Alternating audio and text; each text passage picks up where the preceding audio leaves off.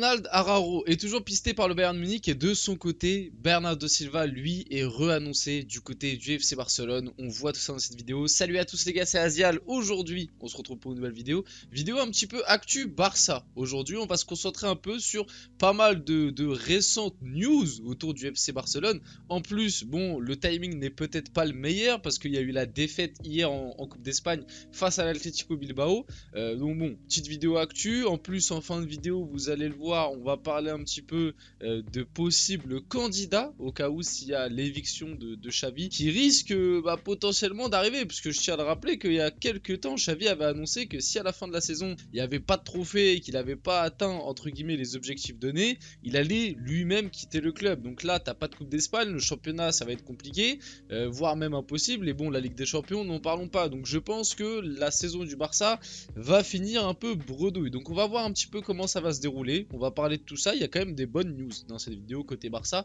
même si bon, il y a Ronald Araujo qui est annoncé du côté du Bayern, mais vous allez voir qu'il y a pas mal de choses intéressantes. Donc bien évidemment, avant que la vidéo commence, n'hésitez pas à la liker, à commenter, à partager et à vous abonner, ça fait toujours plaisir et ça aide énormément pour le développement de la chaîne. Et puis on peut y aller dès maintenant. Commençons par R4, j'ai envie de l'appeler R4 comme il est appelé par certains supporters barcelonais. Donc le Bayern Munich a proposé 75 millions pour Ronald Araujo au Barça. Le Barça refuse de vendre, mais le club bavarois pourrait revenir à la charge cet été. Est-ce que vous, dans la commu Barça ou quoi, vous y croyez? Est-ce que vous êtes pour un départ? Moi personnellement, je vais donner mon avis. Après, je suis pas supporter du Barça, donc peut-être que je suis pas le mec le mieux qualifié, le plus objectif.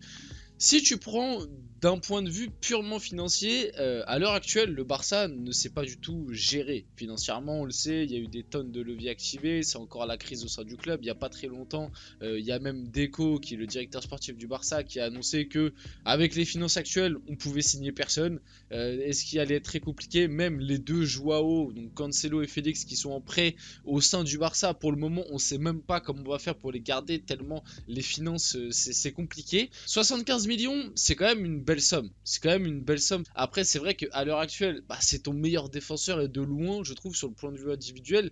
Mais à côté de lui, tu as quand même des Koundé, des Christensen qui, de base, sur le papier, sont des défenseurs centraux qui ont un certain talent, qui ont un certain pedigree et niveau individuel quand même correct pour le FC Barcelone.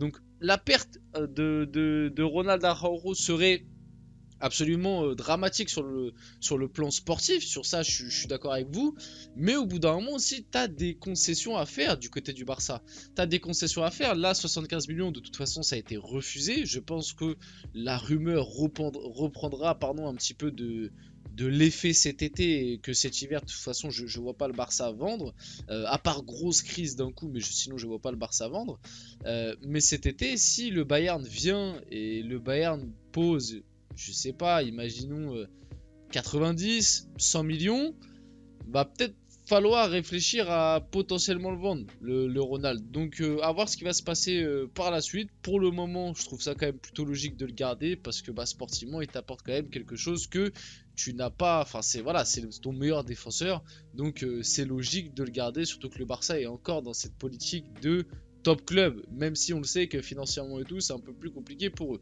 On passe un petit peu à la suite. Deco, directeur sportif du FC Barcelone, est clair, Ronald Araujo n'est pas à vendre, donc bon, pas surprenant, ça on le savait. Et puis passons un petit peu à la suite. Bernardo Silva, enfin une bonne nouvelle pour les supporters du Barça, est toujours pisté par le FC Barcelone, a confirmé Jorge Mendes qui, si je me trompe pas, est son agent, si je me trompe pas. Donc bon, toujours pisté. Après c'est un petit peu le même souci que je vous ai expliqué juste avant, hein. Le Barça il piste énormément de monde, on le verra aussi après avec un autre gros joueur qui pourrait potentiellement arriver gratuitement, ça parle, un gros joueur, mais le souci c'est que le Barça n'a pas d'argent et que même à l'heure actuelle faire venir un joueur entre guillemets gratuit, et oui c'est bien parce que tu ne payes pas d'indemnité de transfert, mais même à l'heure actuelle en termes de salary cap c'est compliqué du côté du Barça, donc va falloir faire des choix. Pour moi pister Bernardo Silva c'est une très bonne chose, que le Barça soit toujours sur la piste de Bernardo Silva et essaye de le faire venir, mais au bout d'un moment va falloir faire, on va dire, des choix et des concessions. Il y a des mecs dans cet effectif là qu'il va falloir vendre. Sur le plan offensif, pour moi un Ferran Torres, un Rafinha, même pourquoi pas un Lewandowski si tu as des offres de l'Arabie Saoudite. En fait, il faut faire de la place. Le Barça a toujours su se régénérer avec son centre de formation et avec des joueurs avec une certaine ADN qui, à l'heure actuelle, au sein de l'effectif, t'en as pas beaucoup des joueurs de cet ADN-là, ou en tout cas pas assez pour peut-être te régénérer et régénérer tes finances, quoi. Le Barça a toujours été un club qui forme très très bien, qui laisse de la place aux jeunes et qui après soit les fait exploser au sein du club, soit les vend très bien.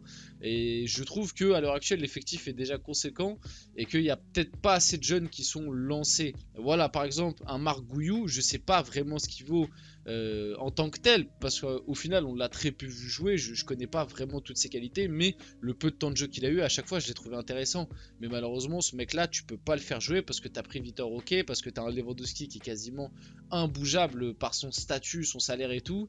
Voilà, sur les techs t'as du Ferran Torres, du Rafinha, Lamine Yamal, c'est bien qui commence à arriver. Donc voilà, il faut peut-être au bout d'un moment essayer de recréer un truc. Après peut-être que certains supporters vont pas être d'accord et vont vouloir garder Lewandowski, Rafinha, Ferran Torres et tout, mais même au milieu de terrain, tu vois, même au milieu de terrain, bon bah Oriol Romeu que t'as pris cet été, bon c'était peut-être une erreur, faut lui trouver une porte de sortie. Il y a peut-être des mecs que si t'as des bonnes offres tu peux laisser partir. Un Gundogan qui vient d'arriver qui est quand même plutôt bon, bah voilà, peut-être pourquoi pas. Là je parle dans le cas où le Barça financièrement c'est chaud, et on le sait que le Barça financièrement c'est chaud, et si tu veux attirer des mecs comme Bernardo Silva et tout, faut peut-être faire de la place à certains endroits avec des mecs qui ont des salaires que t'as pris gratuitement. Un Gundogan tu l'as pris gratuitement, si t'arrives à le revendre de, je sais pas moi, 30 millions en Arabie Saoudite, quelque chose comme ça, ce sera une plus-value exceptionnelle. Donc voilà, là-dessus. Pareil, Joshua Kimmich pourrait rejoindre le FC Barcelone gratuitement à la fin de son contrat en 2025. Le Bayern Munich qui craint cette situation est donc prêt à négocier une vente cet été pour l'éviter. Joshua Kimmich qui pour l'instant laisse planer un petit doute sur son avenir. Un temps annoncé du côté du PSG, aussi annoncé du côté du Barça, et là annoncé du côté du Barça pour potentiellement arriver gratuitement du coup en 2025, donc pas l'été qui arrive, l'été d'encore après, puisqu'on le sait, bah, du coup le Barça ne pourrait pas payer cette fameuse indemnité de transfert. Est-ce que cela est réalisable? À voir comment. Je sais que Kimi, je crois qu'il a une petite attache pour le Barça. Il y avait déjà eu des discussions lors de l'été dernier, je crois, entre le Barça, Kimi, Xavi, etc. Et il y avait eu une petite avancée. Maintenant, reste à voir où sera le Barça d'ici 2025. Reste à voir où sera, comment évoluera la situation de Kimmich et les finances du Barça. Mais pour l'instant, ça me paraît aussi très très compliqué. Le juge de l'affaire Negreira, une bonne nouvelle ça, ne voit aucun signe démontrable d'achat d'arbitre par le Barça. Le juge souhaite enquêter sur l'affaire parce qu'il constate des délits fiscaux, mais pas de corruption sportive. Donc bon, bonne nouvelle, mais en même temps, vous êtes un peu dans la sauce parce qu'il y a peut-être des délits fiscaux. Mais sur l'affaire Negreira en tant que telle, donc l'achat d'arbitre, vous vous en rappelez, ça avait fait scandale il y a un certain temps maintenant. On en avait parlé un peu sur la chaîne et tout, on avait fait des vidéos. Au final, bon, d'après le juge de l'affaire, il n'y a aucun signe qui montre en tout cas qu'il y a eu achat d'arbitre. Et de toute façon, moi je vous ai déjà expliqué, en plus cette info, cette actu, elle tombe un peu dans une semaine où bah, c'est plus le Real qui est sous le feu des projecteurs là-dessus. Moi je vous ai toujours donné mon avis en tant que neutre entre les deux clubs. Que ce soit le Barça et le Real, chacun à leurs époques, ils ont eu des avantages d'arbitre absolument exceptionnels. Et en fait, ça me fait rire à chaque fois que quand ça arrive au Barça, les supporters du Real s'offusquent et se sentent trahis, ou je sais pas, t'as l'impression que c'est la fin du monde. Et quand ça arrive dans l'autre sens, bah, ça inverse au niveau des supporters.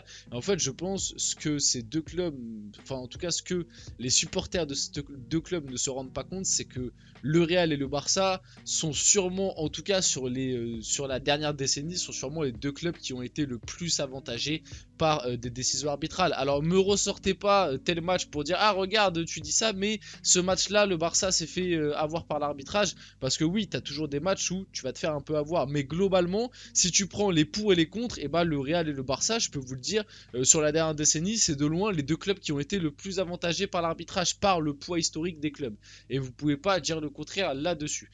Le Barça apprécie beaucoup Mikel Arteta pour prendre la succession de Xavi en cas de départ de ce dernier. On va voir comment la situation de Xavi va évoluer.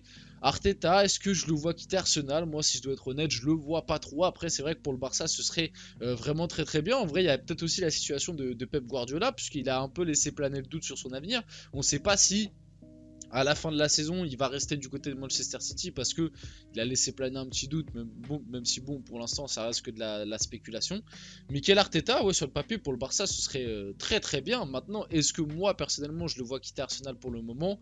Pas trop. Non, personnellement, pas trop. Mais il y a un autre nom aussi qui est plutôt intéressant. Thiago Motta est une option pour remplacer Xavi au Barça. La relation de l'Italien avec Deco est bonne. Donc voilà, potentiellement un petit Thiago Motta qui, pareil, lui, de son côté à Bologne montre de très bonnes choses, qui était dans les petits papiers du PSG avant l'arrivée de Luis Enrique pour remplacer Galtier. Donc voilà, c'est pas, je vais pas vous mentir, c'est pas un coach que je suis de fou, mais il a l'air de faire des choses très très bonnes. Et en plus, en tant que joueur, il est passé du côté du Barça. Donc voilà, et puis ça reste un peu sur la lignée Xavi. Entre guillemets, on veut un coach un petit peu jeune qui reconstruit le club en apportant une certaine philosophie de jeu. Donc ça peut être intéressant pour le Barça, à voir comment ça va évoluer. Bref, on finit la vidéo là-dessus. J'espère que la vidéo vous a plu. Si c'est le cas, n'hésitez pas à la liker, à commenter, à partager, à vous abonner. Les gars, c'était Azial et on se retrouve très rapidement pour une prochaine vidéo.